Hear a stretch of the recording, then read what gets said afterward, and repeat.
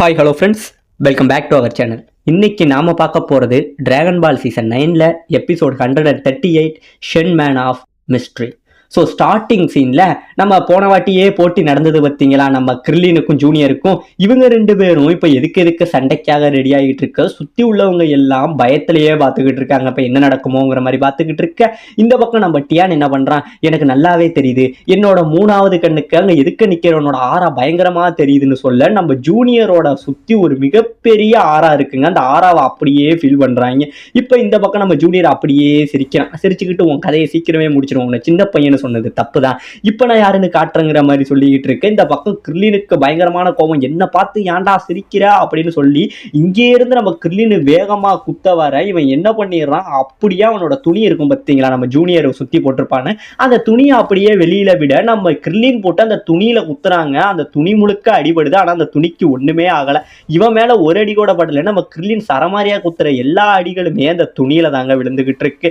இப்ப இந்த பக்கம் ஜூனியர் என்ன சொல்றான், பரவாயில்ல தம்பி, நான் உன்னை அவ்வளவு சீக்கிரம் கொல்ல மாட்டேன், ஏன்னா உன்னை கொல்றது என்னோட நோக்கம் இல்லை அப்படின்னு சொல்லிட்டு மனசுக்குள்ளேயே என்ன சொல்லிக்கிறான், உங்க எல்லாரையும் நான் கொல்லுவேன், இந்த உலகத்தையே நான் கொல்லணும், ஆனா இப்ப நான் உன்னை கொல்ல மாட்டேன், நான் அந்த உலகத்தை ஆள போகும்போது உன்னையும் சேர்த்து கொள்ளுவாங்கிற மாதிரி நம்ம ஜூனியர் மனசுக்குள்ள பேசிக்கிட்டு இருக்காங்க. இப்படியே இவன் பேசிக்கிட்டு நிக்க இந்த பக்கம் வானம் முழுக்க கருமேகம் சூழ்ந்து ஒரு மிகப்பெரிய மின்னல் இந்த இடத்துல வருதுங்க. அவ்வளோ பெரிய ஒரு கருமேகம் வர சுத்தி உள்ளவங்களுக்கு என்ன நடக்குதுன்னே தெரியல, எல்லாமே ஆச்சரியத்துல இருந்துகிட்டு இருக்க. இப்ப இந்த பக்கம் இவன் என்ன பண்றான், என்னோட பவரை இப்ப காட்டுறான்னு சொல்லிட்டு இங்க இருந்து ஜூனியர் அவனோட கையை நீட்டுவான் பாருங்க.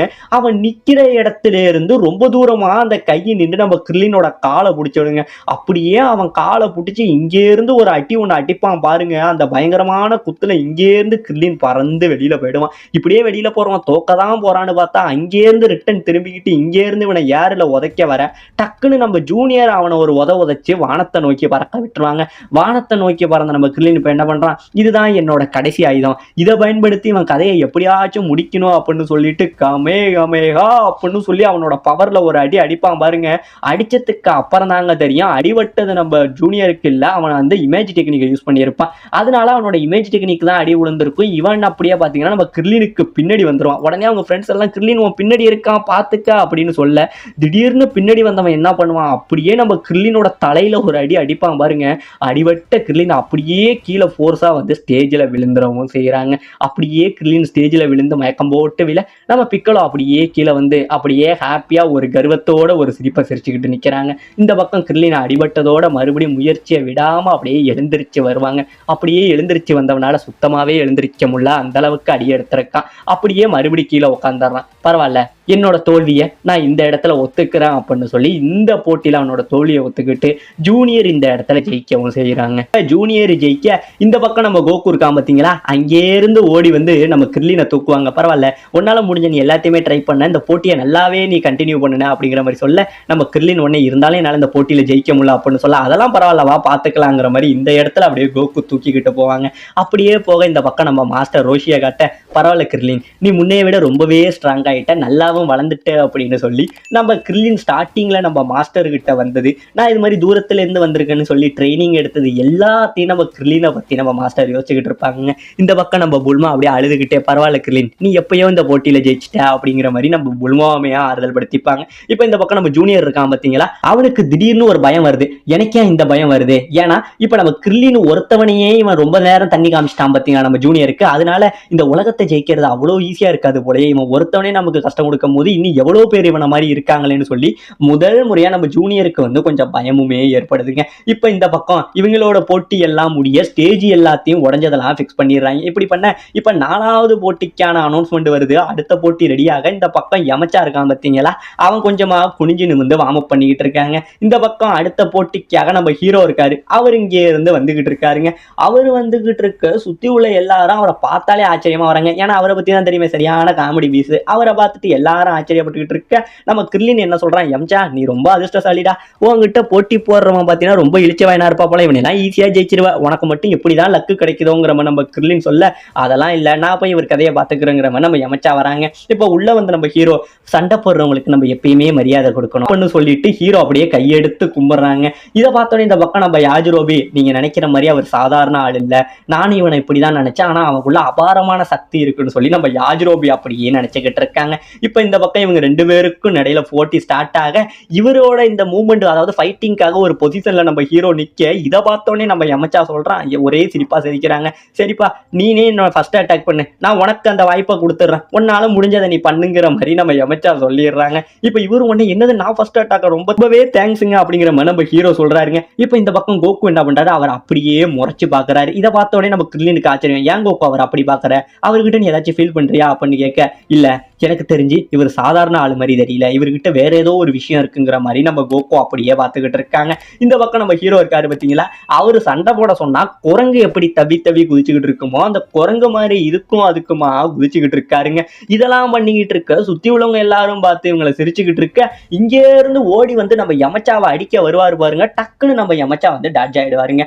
டாட்ஜ் ஆனோடனே இவர் அப்படியே தடக்கு புடக்குன்னு ஆடிக்கிட்டு காலால இவரோட வயிற்றுல ஒரு உதை வைப்பாரு பாருங்க. நம்ம யமச்சா வழியில துடிச்சே போயிடுவாங்க. ஏன்னா ஒரு உதையா இருந்தாலும் பயங்கரமான உதையா வரும். அப்படியே யமச்சாவுக்கு என்ன பண்றதுன்னே தெரியாது, பொறிகளைஞ்சு போயிடுங்க. இதை பார்த்தோன்னே சுத்தி உள்ளவங்க எல்லாரும் பயங்கரமாக கடந்து சிரிக்கிறாங்க. அந்த அளவுக்கு போட்டு சிரிச்சுக்கிட்டு இருக்க, இந்த அடிபட்டதையும் நம்ம யமச்சா இருக்கான் பார்த்தீங்களா, பயங்கரமாக போட்டு மழுப்புறாங்க.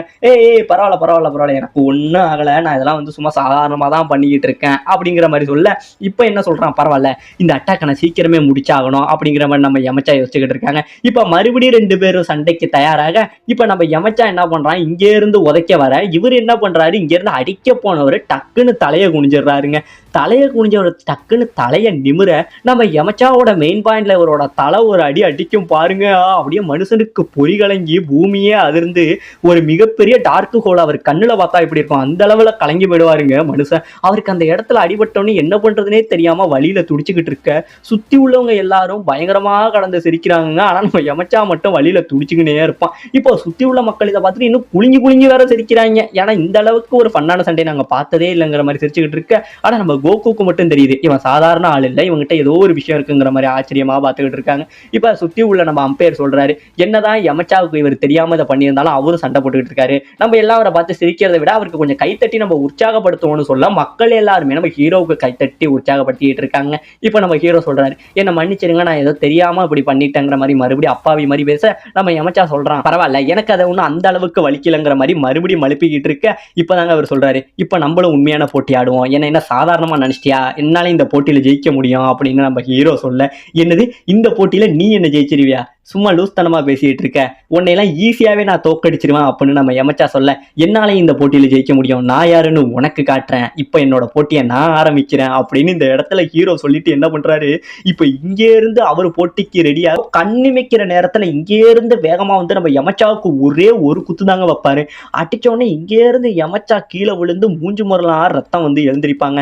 அப்படியே அவன் எழுந்திருக்கோட தோற்றத்தையும் நான் நடக்கிற விதத்தையும் பார்த்துட்டு என்ன சாதாரண ஆளுன்னு நினைச்சிட்டியா, என்ன நீ ரொம்பவே அண்டர் எஸ்டிமேட் பண்ண, இப்ப நான் பண்ணின இந்த ஒரு அடி போதும் நான் யாருன்னு உனக்கு காட்டுறதுக்கு, இனிமே பார்வையால ஒருத்தவனை அண்டர் எஸ்டிமேட் பண்ணாத அப்படின்னு சொல்லிட்டு இந்த இடத்துல ஹீரோ சொல்ல, இவ்வளவு நேரம் எல்லாருக்கும் சிரிப்பு காட்டிக்கிட்டு இருந்த ஒருத்தன் திடீர்னு சீரியஸா அடிக்கிறத பார்த்துட்டு சுத்தி உள்ள மக்கள் எல்லாம் ஆச்சரியமாயிடுறாங்க. யாரா இவன் அப்படிங்கிற மாதிரி எல்லாருமே ஆச்சரியப்பட்டுக்கிட்டு இருக்கேன். இந்த பக்கம் யமச்சாவுக்கு பயங்கரமான கோமாவது, நான் உன்னை விடமாட்டேன்டா, உன் கதையை முடிச்சே ஆகிறான் அப்படின்னு சொல்லிக்கிட்டு யமச்சா என்ன பண்றான், இங்க இருந்து ஊல் ஃபேன் ஃபெஸ்ட் அப்படின்னு சொல்லிக்கிட்டு வேகமா அடிக்க வர, இவர் ரொம்ப ஃபுல் பவரை கொடுத்து அடிப்பாங்க. ஆனா நம்ம ஹீரோ அசால்ட்டா வெறும் கைகளாலே அது ரொம்பவே எந்த ஒரு கஷ்டப்படாம அழகாவே டாட்ச் பண்ணுவாருங்க. அப்படியே டாட்ச் பண்ணிட்டு நம்ம யமச்சாவோட காலை ஒரு தட்டு தட்டிடுவாரு. என்னதான் நீ போட்டியில மும்முரமா இருந்தாலும் உன்னோட காலை நீ கவனிக்க மறந்துட்ட அப்படிங்கிற மாதிரி ரொம்பவே ஈஸியா சொல்லிக்கிட்டு இருக்க, இந்த பக்கம் நம்ம மாஸ்டர் ரோஷி யாரு, இப்படியாப்பட்ட ஒரு வீரனை நான் பார்த்ததே இல்லை, அதுவும் இவ்வளவு பலசாலியா இருக்கான், உண்மையிலே இவன் யாரு, இவனுக்கு பின்னாடி உள்ள ரகசியம் தான் என்ன அப்படிங்கிற மாதிரி சொல்ல, உண்மையிலே இங்க சண்டைக்கு வந்த ஹீரோ யாரு, அவரோட உண்மையான பவர் தான் என்ன, அவரோட உண்மையான அடையாளம் தான் என்ன, இதோட இந்த இடத்துல இந்த எபிசோட முடிக்கவும் செய்யறாங்க.